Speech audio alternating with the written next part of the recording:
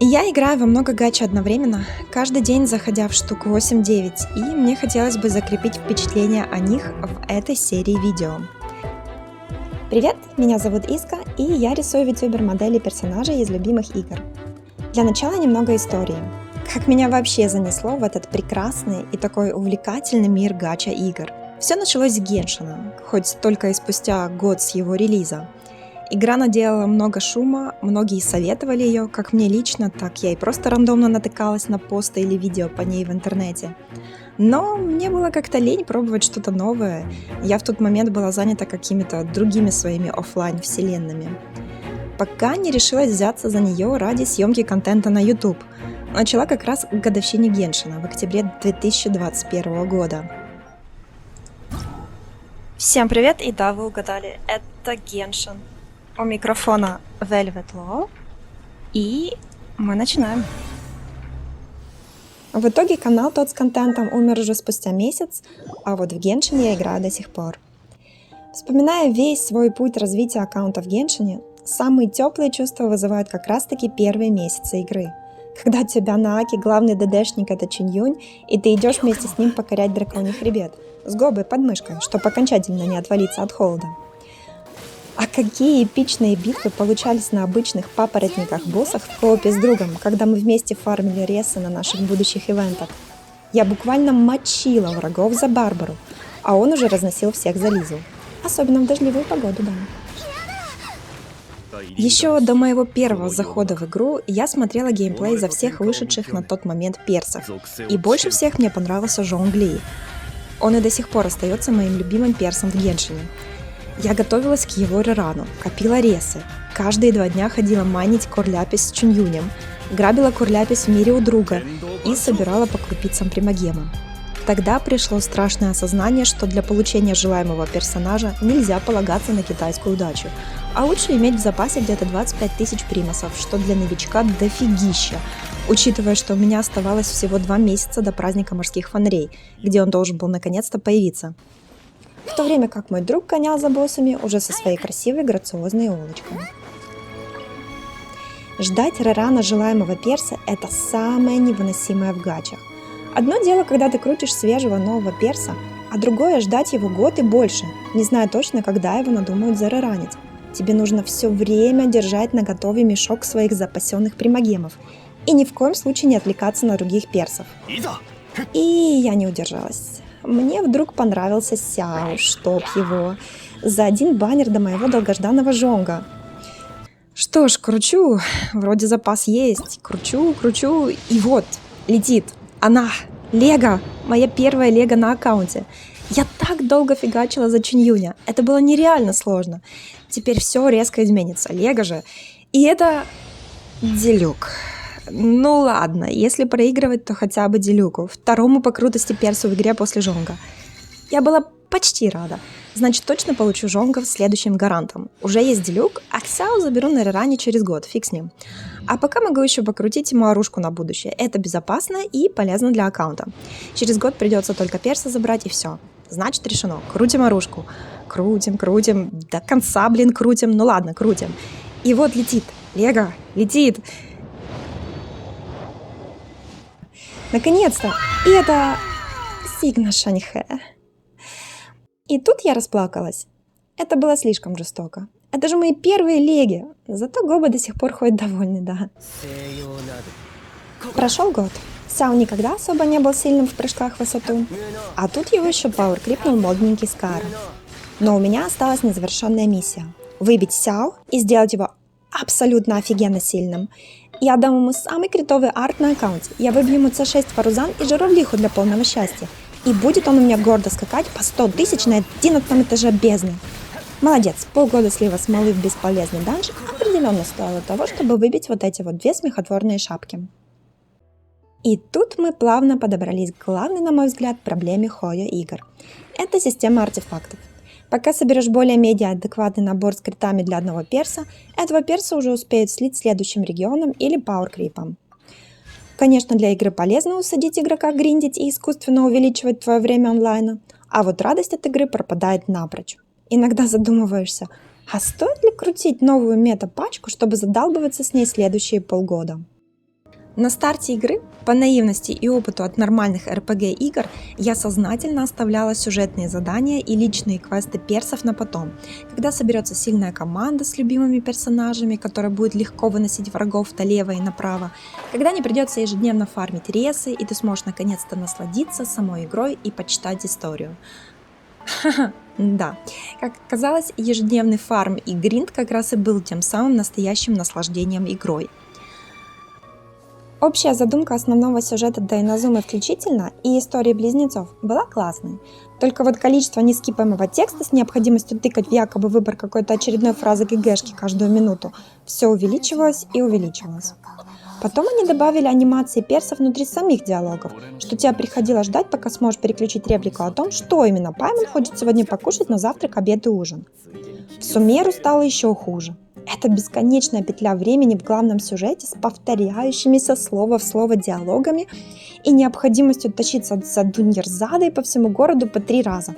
Я уже промолчу про милых в кавычках Аронар и завезенных прототипов за вариант плесенников. Теперь сюжет — это здорование Паймон с персами региона, с каждым лично, унылое, но очень длинное описание того, что и так происходит на экране, решение отправиться, внимание, на расследование.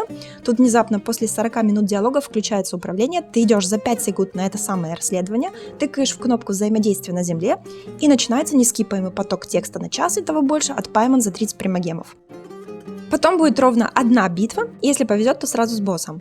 И потом еще полчаса нескипаемых диалогов о том, что надо пойти покушать, а потом поспать.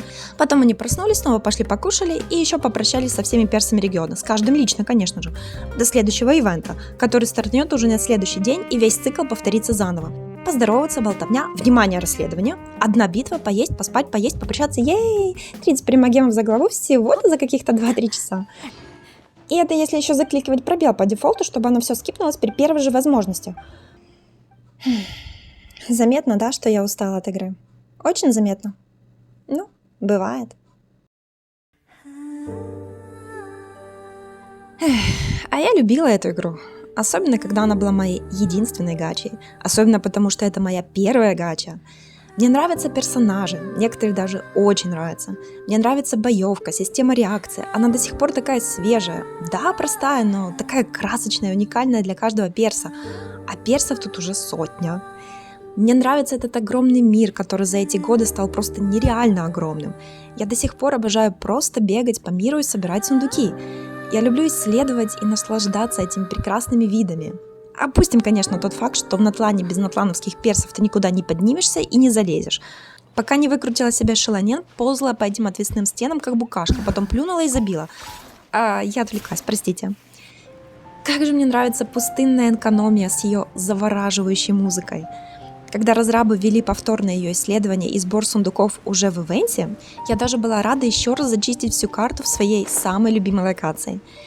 И как же мне нравилось самостоятельно находить проходы в подземке пустыни Сумеру, исследовать там каждый уголок подземного города, когда там еще не было никакой читерной карты. И как мне нравилось плавать в фонтане, этот подводный мир, такой сказочный, такой красивый. И я и сейчас все еще хочу исследовать этот мир, путешествовать, собирать сундуки, прокладывать свой путь в этой вселенной. А не когда тебя насильно тащат по неозвученному сайд-квесту с NPC-персонажами, которых ты терпеть не можешь, но с которыми надо ходить за ручку следующие 10 часов, чтобы открылись залоченные квестом новые области. Я снова отвлеклась от своего трогательного рассказа о том, как сильно мне нравится игра. Так вот, я бы все равно, несмотря на все то, что меня так бесит в игре, исследовала бы и дальше этот прекрасный мир со своими любимыми персами. Но я не успеваю. Нет, не то, что мне не хватает времени из-за наличия других, даже более достойных моего времени гач, а просто банально из-за того, что после того, как сольешь ежедневки, пройдешься по ивентам и всем безднам, у тебя просто не остается энергии и сил на что-то еще. Просто хочешь поскорее выключить эту игру и пойти куда-то в менее требовательное место.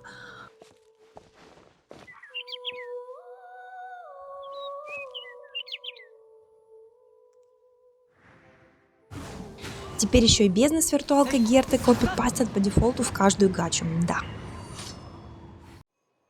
А раз уж мы здесь, то сразу и поговорим про этот самый endgame контент. Ну, наныла какая-то часть игроков его себе и нам на голову. После этого нам стало веселее играть. И я раньше закрывала бездну на все 36 звезд. Я даже думала, что было бы стыдно не закрыть ее полностью с такими-то пачками, с такими-то артами и с такими-то персами. И закрывала, и задалбывалась регулярно ради этих несчастных секунд. А потом как-то одновременно у меня появилось много других гач, и у меня открылись глаза на происходящее. Если у тебя нет всех ключевых персов текущего региона, ты не будешь проходить все на максимум, просто потому что так выстроена система игры. И игре плевать, что у тебя C3 Райден с Сигной и топовыми артами, как у моего друга. Если у тебя нет персов Уси и Ночного Духа, а сейчас еще и лунных реакций вместе взятых. Сейчас уже нормой стало выкручивать персу не только Сигну, но и C1 как минимум, чтобы он хотя бы начинал играть, как было задумано, а не на костылях с кучей ограничений.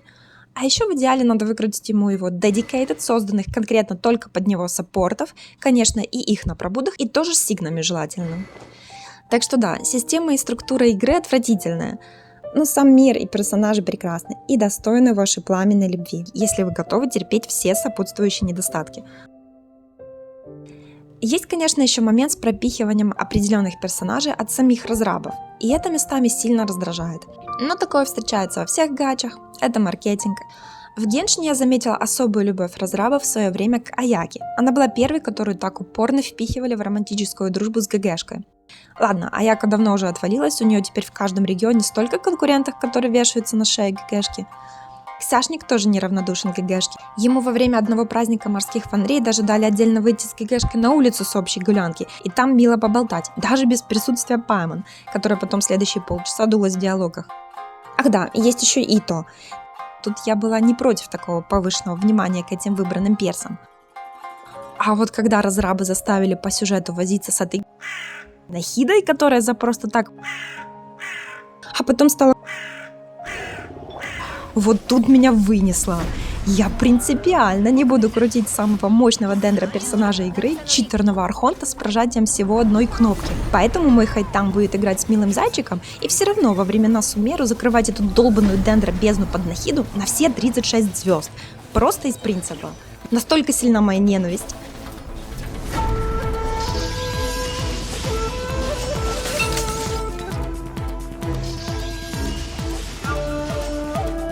Как я сейчас играю, то есть правильнее будет сказать, заставляю себя играть в Геншин. Забегаю в ивент выполнить 1-2 задания, чтобы засчиталась хотя бы одна ежедневка. Бегу по оставшимся ежедневкам к Катерине в Монду за примасами, на смолу сбиваю, если в данный момент у меня нет нового перса на прокачку или необходимости гриндить созвездие на устаревших персов. Тыкаю Battle Pass, жму выход. Все. Это идеальный день в Геншине. Хуже, когда висит бездна с театром, с тикающим таймером, что оно все скинется уже через 10 часов. Бездну прохожу на 11 этаж, театр на 8 звезд, натиск на том уровне, где еще выдают примагемы. Все. А самое ужасное, это когда висит ивентовая сюжетка с Паймон в 3-4 главы. Для такого нужно быть морально готовым и разбивать удовольствие порционно на несколько дней с перерывами в неделю, чтобы еще успеть восстановиться и закрыть ивент, само собой. И мне очень не нравится тенденция, которая пошла с Натлана, вешать дополнительные награды за прохождение нового контента в рамках вышедшего патча. Но это как бы бесплатные примагемы, так что иногда заморачивалась ради них. Особенно если это исследование новой области, что я вроде как люблю делать, наверное. Моя библиотека заданий легенд выглядит смешно. Это с восторгом пройденные первые квесты с Делюком, Венти и компанией. Там весь сюжет каждого перса на 30 минут максимум, с крутым анимационным роликом в конце. До сих пор помню в подробностях, о чем были те квесты. Потом с трудом переваренные квесты Инадзумы. Какие-то более удачные, как второй квест «Свиданка с Райден», какие-то совсем дикие, как разборки местных NPC с Паймон в квесте Аято, где Аято появился в начале, сказал привет и свалил на 3 часа до самой концовки. Сумеру меня настолько добил, так что я под впечатлением в ужасе скипнула истории всего Фонтейна, а вот Натлан завез новую систему. Пройди квест и получи дополнительно аж целых 60 примасов. Заманчиво? Угу, и я купилась. Но и это сомнительное мероприятие я в итоге забросила, потому что каждое личное задание героя – это болтовня Паймон с левыми NPC, где по итогу в концовке один из NPC оказывается козлом, психом и кукловодом в одном лице. И на последние 5 минут квеста приваливает перс, личный квест которого мы, оказывается, проходим, выносит злодея и обсуждает с Паймон, что поесть в финале. Все, занавес. Извините за спойлеры и слив сюжетки на целых 2 года вперед. С выходом Ноткрая ситуация немного улучшилась. Мне безумно понравилась красивая фиолетовая область обитания Лаумы и компании. Вспомнилась обожаемая экономия. Стимпанковский местный город и бесконечные корабли канализации с роботами Фатуи зашли как-то спокойно нейтрально, что уже является большущим плюсом по сравнению с радужным цветастым Натланом. Плюс и новые персы наконец-то зацепили. Игра вдруг снова стала расслабляющей и местами приятной. Мне даже уже не настолько пофиг, как обычно, что Пайман будет кушать с Флинсом на кладбище. В ходе моего увлекательного рассказа вы наверняка могли подумать: ну окей, забей и играй в то, что нравится. Тебя никто не заставляет. Есть куча других крутых игр. Например, вот это и вот это. Да, к сожалению, скорее всего, в них я уже играю. Безусловная альтернатива Геншину всегда приводят, та-дам, кто бы мог подумать, Wuthering Waves. А о ней поговорим в следующем видео, когда я наконец дорисую свою любимую огненную девочку.